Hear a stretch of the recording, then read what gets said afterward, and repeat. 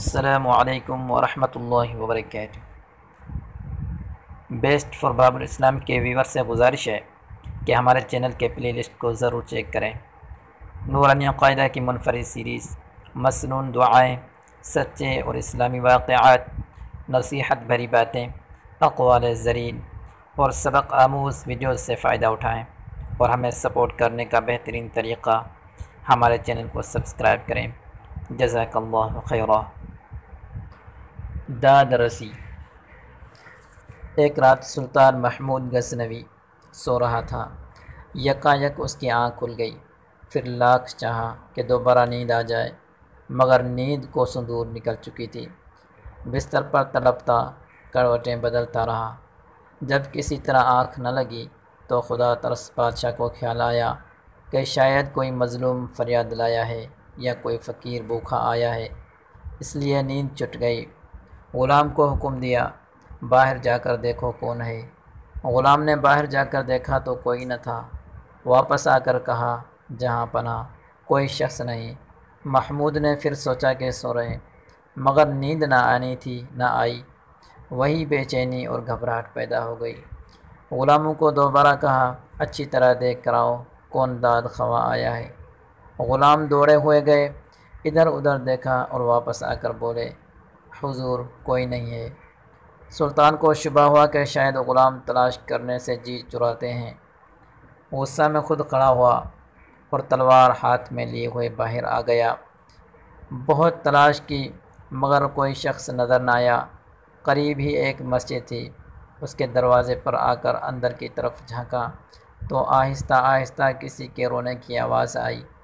قریب پہنچ کر دیکھا تو ایک شخص فرش پر پڑا ہوا نظر آیا۔ اس کا منہ زمین سے لگا ہوا تھا، آنکھوں سے آنسو جاری تھے، آہیں بھر رہا تھا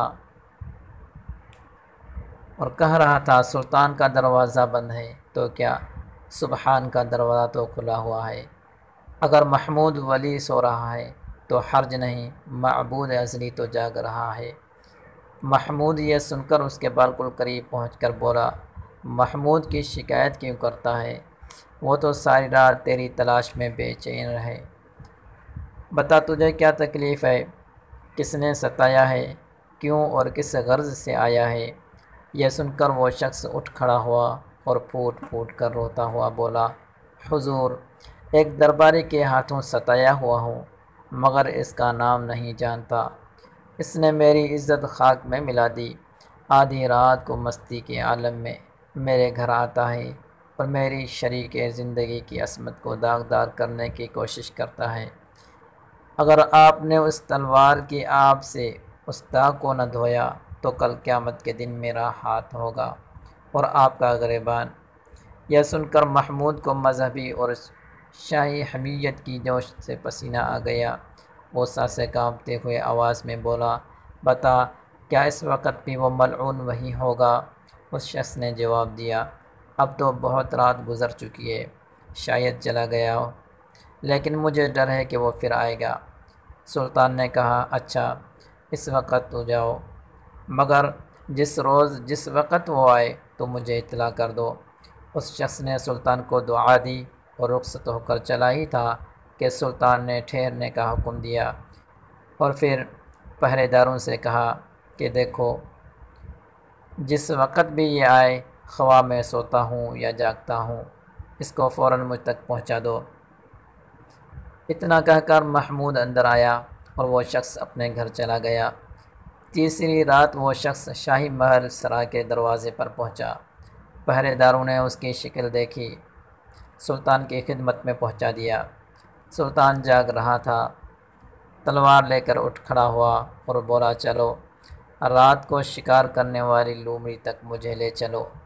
یہ سن کر وہ شخص آگے ہو لیا اور سلطان اس کے پیچھے پیچھے روانہ ہوا۔ گھر پہنچ کر اس شخص نے وہ جگہ بتائی جہاں وہ ظالم شخص خزانہ کا سانپ بنا ہوا سو رہا تھا۔ سلطان نے تلوار کا ایک بھرپور ہاتھ ایسا جمایا کہ تمام فرش پر انصاف کا لالا راز کھل گیا۔ اس کے بعد سلطان مڑا اور مظلوم صاحب خانہ کو بلا کر فرمایا، اب تو محمود سے خوش ہو، یہ کہہ کر محمود نے مصلی منگوایا اور ایک طرف بچھا کر 2 رکعت شکرانے کی نماز پڑھی۔ پھر اس شخص سے مخاطب ہو کر پوچھا، گھر میں کچھ کھانے کو ہو تو لاؤ۔ اس شخص نے جواب دیا، ایک چونٹی سلطان کی کیا خاطر کر سکتی ہے، جو کچھ ہے حاضر کرتا ہوں۔ یہ کہہ کر دسترخواں